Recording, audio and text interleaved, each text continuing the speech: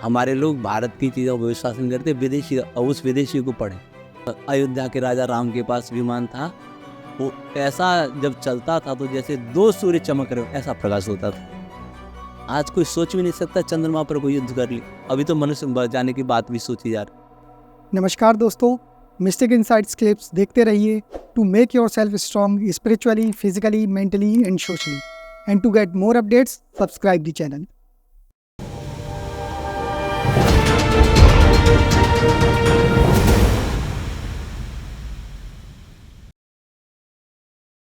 Coat करके उन्होंने बताया कि 1975 में चीन में कुछ संस्कृत ग्रंथों की पांडुलिपियां मिली चीन पुरातत्ववेत्ताओं। वो पांडुलिपियों को उन्होंने चंडीगढ़ यूनिवर्सिटी को अनुवाद के लिए भेजा। उनकी समझ में नहीं आई ये क्या लिखा, इन्होंने अनुवाद करके चीन को भेज दिया और IISc बेंगलोर को भेज दिया। अखिल भारतीय विज्ञान संस्थान के वैज्ञानिक अपने क्या करेंगे इस पे, अपने भारतीय वैज्ञानिकों ने रिजेक्ट कर दिया, किसी में कुछ नहीं। और चीन के वैज्ञानिकों उसके आधार पर ही अपना स्पेस प्रोग्राम सारा स्थापित कर दिया उन सूत्रों से जो हमारी पांडुलिपियां थी। तो भारत की सोच कैसी है और चीन की सोच कैसी है, सही। तो वो मैंने एंटी ग्रेविटी पुस्तक मंगाई अमेरिका से, देखे उसमें तो बहुत सारी चीजें हुई। हमारे लोग भारत की चीजों पर विश्वास नहीं करते, विदेशी उस विदेशी को पढ़े। उसने लिखा है कि अयोध्या के राजा राम के पास विमान था, वो ऐसा जब चलता था तो जैसे 2 सूर्य चमक रहे ऐसा प्रकाश होता था। हाँ, ऐसा उसने लिखा। ऐसा ही विमान भीम के पास भी था। तो ये तो न रामायण में न महाभारत में कहीं नहीं पढ़ने जाते। इसका अर्थ क्या है? और उसने ये भी लिखा है कि अयोध्या के राजा राम का युद्ध चंद्रमा पर लड़ा गया, रावण से नहीं, किसी अश्विन नाम के असुर से लड़ा गया। रावण से यहाँ लड़ा हो गया होगा। आज कोई सोच भी नहीं सकता चंद्रमा पर कोई युद्ध कर ले। अभी तो मनुष्य मर जाने की बात भी सोची जा रही। और समय तो कितनी ऊंची टेक्नोलॉजी होगी, तब तो मालूम पड़ेगा कि ब्रह्मचारी कृष्ण जी जो कह रहे हैं उनकी बात सही होगी।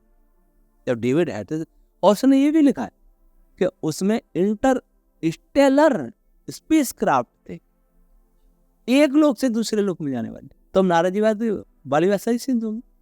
और छांदोग्य उपनिषद देख नारद जी कितनी बड़ी वैज्ञानिक थे। छांदोग्य उपनिषद में लिखा क्या क्या विषय उन्होंने पढ़े थे।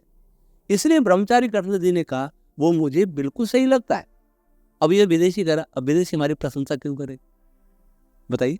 हम लोग तो पढ़ा होगा उसके पास, वहाँ कोई ग्रंथ है, यूरोप में होंगे, जर्मनी में होंगे, इंग्लैंड में होंगे, उनके पुस्तकालय में होंगे, हमारे पास तो रहे नहीं। और हम उसे लाने का यत्न भी नहीं कर रहे। इसलिए प्राचीन काल में टेक्नोलॉजी थी, आज से ज्यादा थी। दूसरी बात, आज की जो भी टेक्नोलॉजी है,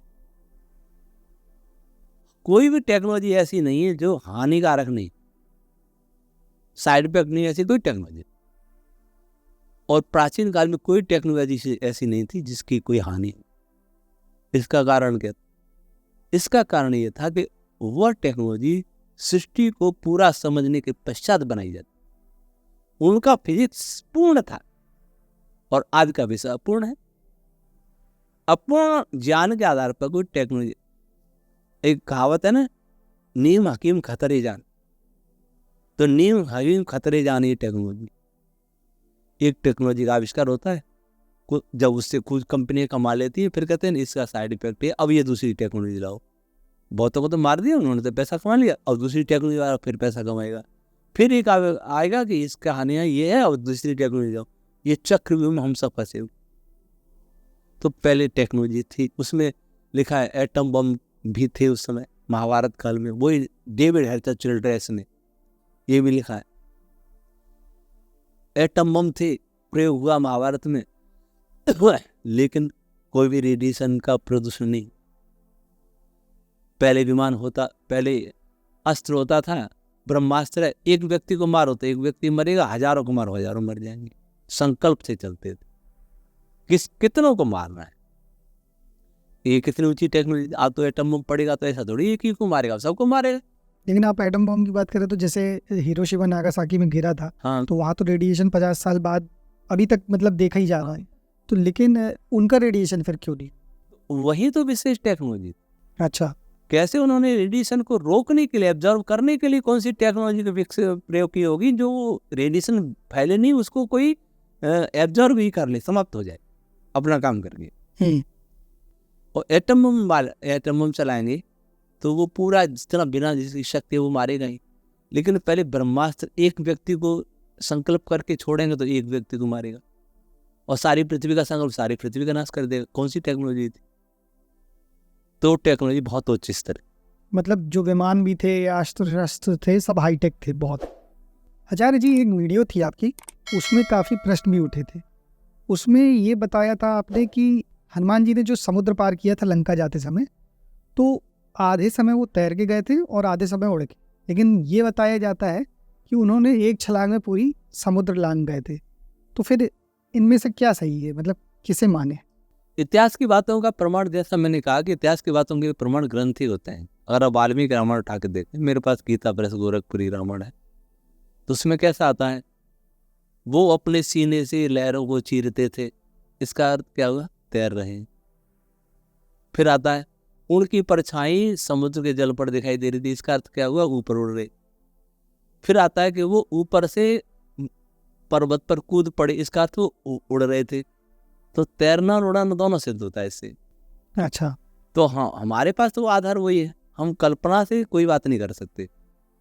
तो वाल्मीकि रामायण जो लिखा उसके आधार पर ही कहा जा सकता है कि सीने से पानी को चीरेगा, इसका अर्थ है वो तैर रहा है कोई व्यक्ति, और उसकी परछाई पानी पे कर रही है, इसका मतलब वो ऊपर है वो पानी से। और एक पहाड़ की चोटी पर कूद पड़े, इसका मतलब पहाड़ की चोटी से भी ऊपर है, इसका उड़ के भी गई और तैर के भी गई। रामायण के प्रमाण तो से ये कहा, वाल्मीकि रामायण में मिलता है। वाल्मीकि रामायण मिलता है जी, तो फिर एक चीज़ यहाँ पे ये भी प्रश्न उठता है ना कि मतलब जब वो उड़ सकते थे तो फिर उड़ ही लेते एक बार में, तैरे क्यों फिर? 100 योजन की दूरी थी, 100 योजन। आज तो 36 कोस की दूरी है केवल, जाफना प्रायद्वीप में और ये कन्याकुमारी में, रामेश्वर में सुनते। पहले का भूगोल अलग हुआ, इसलिए कई लोग इसकी गप मानते हैं कि 100 योजन की दूरी नहीं है।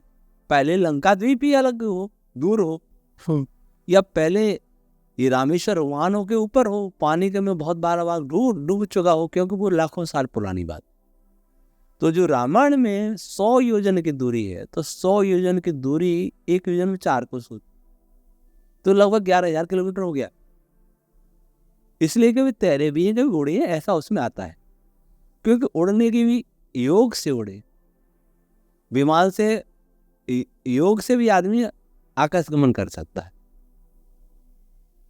और ऐसे विमान, ऐसे भी यंत्र हो सकते हैं। वाल्मीकि रामायण से तो ऐसा कहीं नहीं आता कि उनके पास कोई विमान था, योग शक्ति से गए। तो योग शक्ति में ऊपर उड़ लिए, फिर थोड़ा विश्राम के लिए तैर लिए, क्योंकि उसमें प्राण पर पूरा कंट्रोल करना पड़ेगा आकाश गमन में। अच्छा, प्राण तत्व में। हाँ, लेकिन अगर इसकी देखें, जैसे ब्रह्मचारी कृष्णदत्त जी ने जो श्रृंगी, उन्होंने जो बताया कि उनके पाद के अंतर तेज सूर्य में चले जाते थे, वो कुछ अलग ही कहानी कहता है। लेकिन उनका इस विषय में क्या कथन है ये जानकारी नहीं। पर वाल्मीकि रामायण तो ये है कि तैरना भी है, उड़ना दोनों सिद्ध।